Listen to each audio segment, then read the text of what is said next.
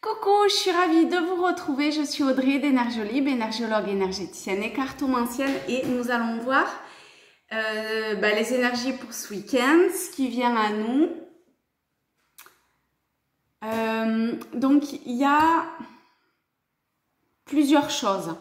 Il y a l'idée qu'il y a quelque chose de comme de plus fort que soi, où on se sent, où on peut se sentir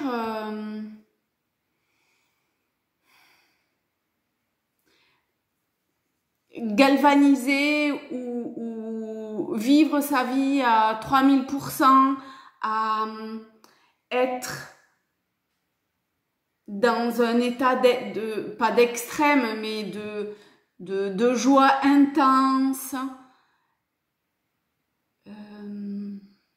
Vous voyez dans ce sens-là une dynamique vraiment très très haute. Alors bon, c'est ok, hein, allez-y, mais on est assez extériorisé dans ce cas-là. Mais j'ai la sensation que pour les personnes pour qui ça résonne, il n'y aura pas quelque part d'autre choix que de le vivre pour équilibrer, pardon, équilibrer intérieurement quelque chose. C'est un peu comme s'il y avait deux extrêmes, d'autres qui vont pas bien du tout. C'est pas que c'est pas bien du tout, c'est que, comment dire ça?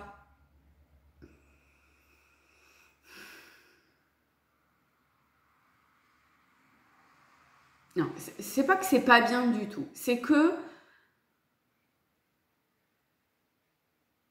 il y a certaines personnes qui font un travail quelque part très d'introspection, pas vraiment d'introspection, mais intérieur, qui fait qu'ils sont très centrés, alignés, intériorisés.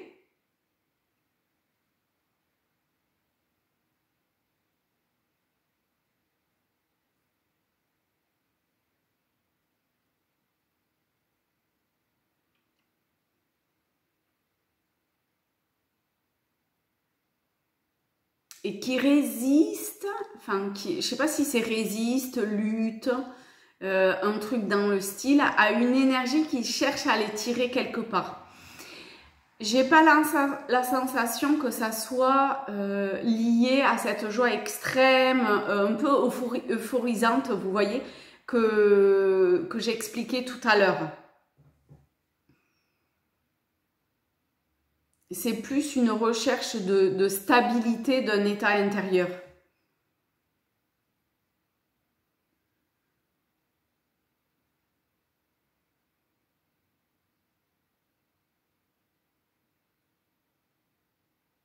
D'une harmonisation. Ok. On va prendre, tiens, un conseil, mais avec Tao. Pas un message, enfin bon, ça reste un message, mais pas dans le sens de message. Alors, je crois qu'il y en a deux, ouais.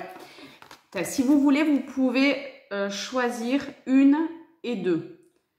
Donc, vous vous centrez et vous voyez vers laquelle vous êtes attiré. Ah, on a le joyeux. J'ai pas vu l'autre encore, hein. J'ai fermé les yeux et j'ai choisi, je me suis prêtée au jeu.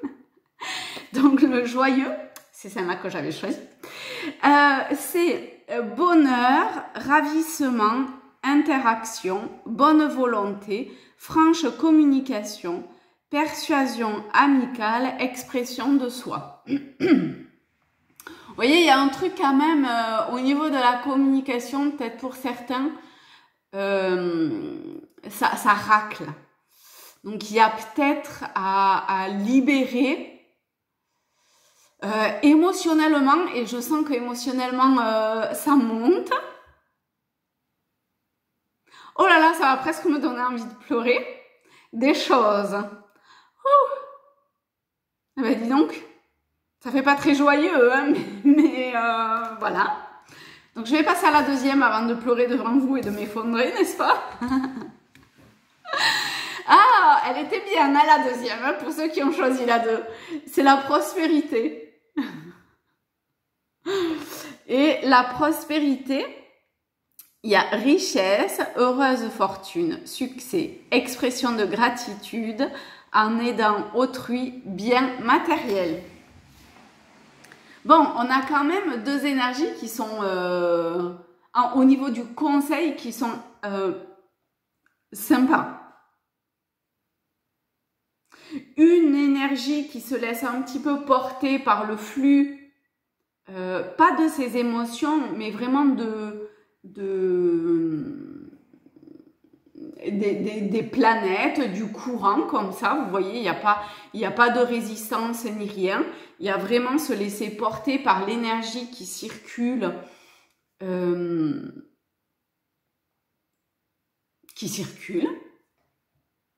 qui est au moment où c'est. Et une autre énergie qui est effectivement beaucoup plus posée, intériorisée, vous voyez, et qui va qui essaye ou qui rayonne. Alors, sa lumière intérieure, qui cherche à s'intérioriser, à capter, palper l'être divin que nous sommes, cette énergie source, la source que nous sommes. Ok.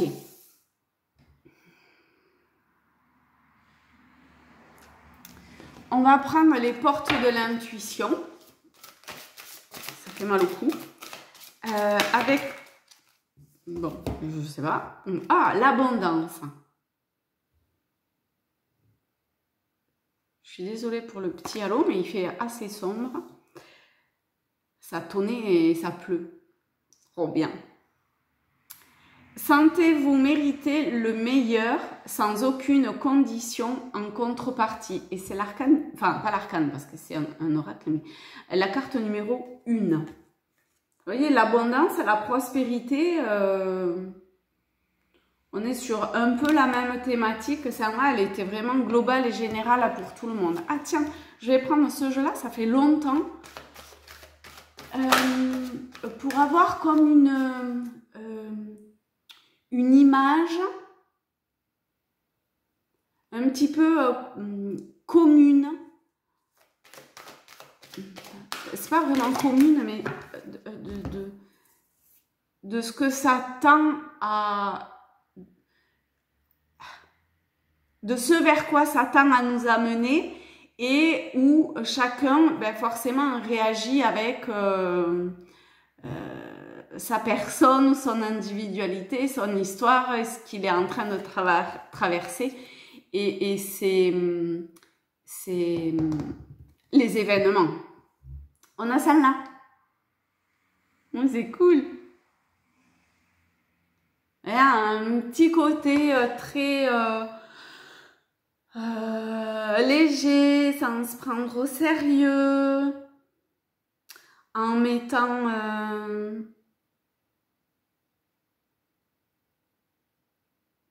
en étant en accord avec qui l'on est finalement, avec avec cette couronne là, avec son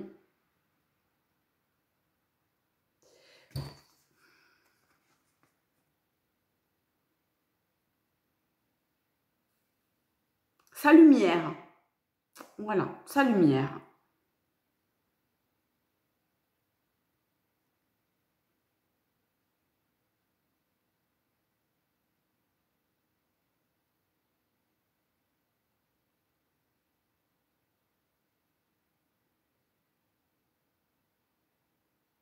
Donc pour ce week-end, vraiment,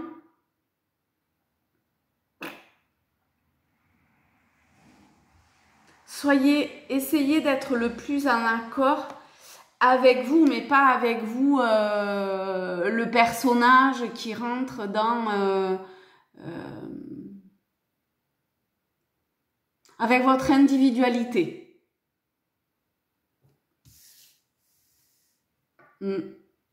C'est ça. Moi, j'aurais bien fait un truc un peu... mais ça ne veut pas m'amener vers ça.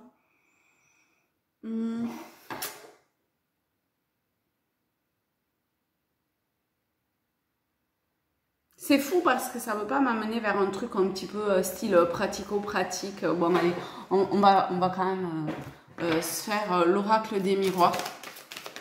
On va voir. Alors, on a une première, fécondité. Donc, fécondité, ça veut dire...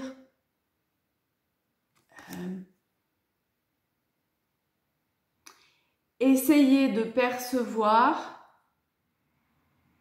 ce que vous voulez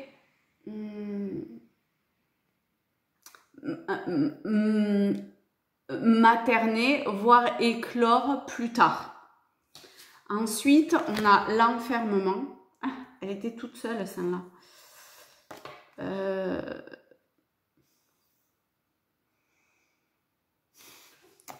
On va prendre le tarot celtique pour recouvrir cette carte et pour avoir une indication.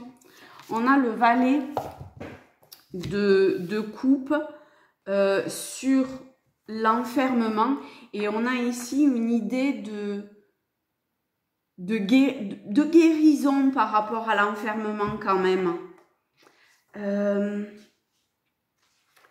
J'ai dit valet,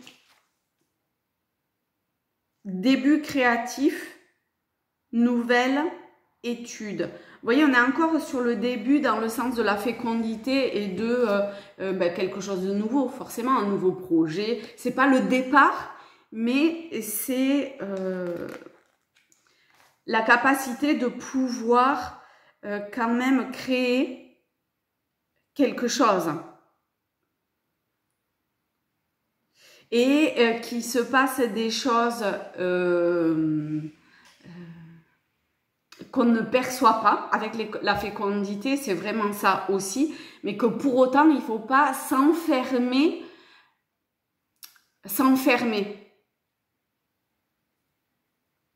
à l'intérieur de soi ou au fond de sa grotte et tout ça. Et vous voyez, ici, elle sort de l'eau, elle sort de ses émotions, hein, quelque part. Je vous mets ces deux-là parce que je trouve qu'elles sont quand même assez intéressantes pendant que je continue à parler.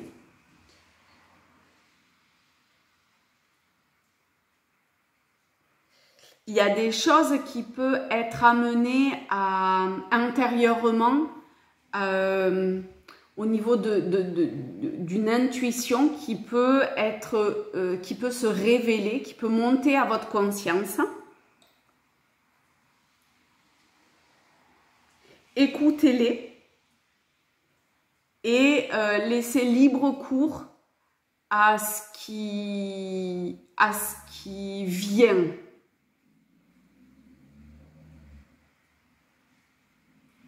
Mais sans se laisser emporter par le courant. D'accord ?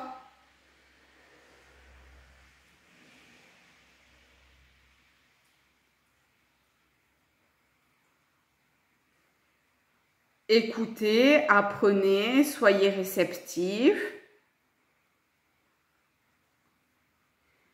Vous allez vers un renouveau, vers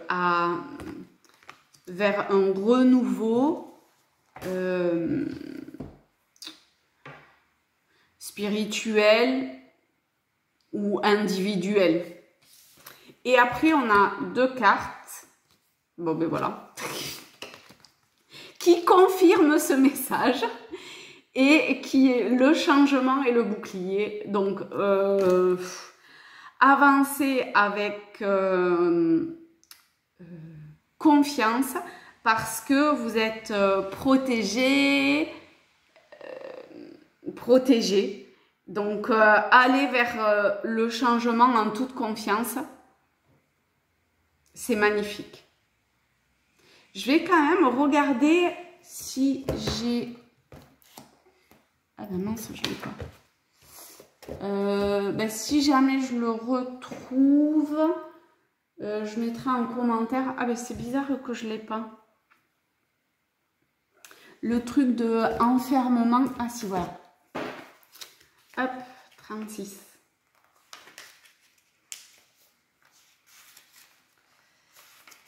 Ah, c'est cool, j'ai demandé à pleuvoir, il pleut, j'adore.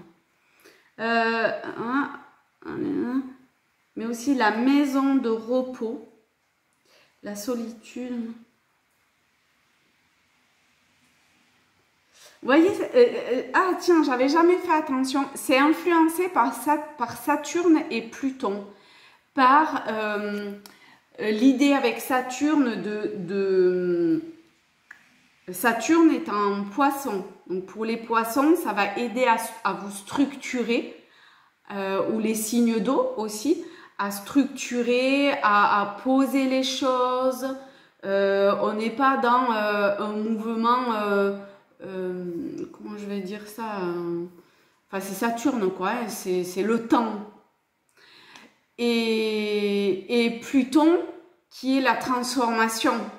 Donc encore une fois, évitez de vous enfermer, mais soyez en état de repli dans votre intériorité, c'est-à-dire dans votre être profond, dans la source qui vous anime.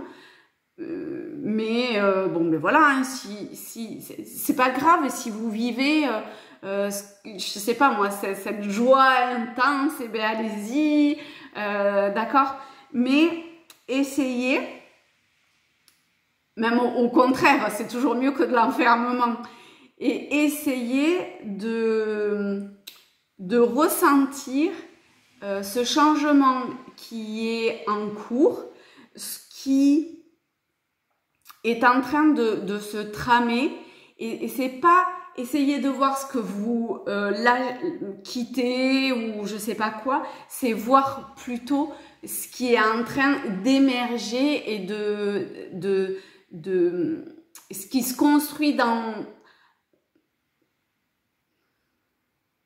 le subtil et qui va se mettre, enfin qui va être révélé un peu plus tard. Ouh, j'adore. Voilà, et bien écoutez, je vous fais de très gros bisous à tous, à toutes. Je vous souhaite un très très beau week-end et je vous dis à très vite. Gros bisous, je vous aime fort.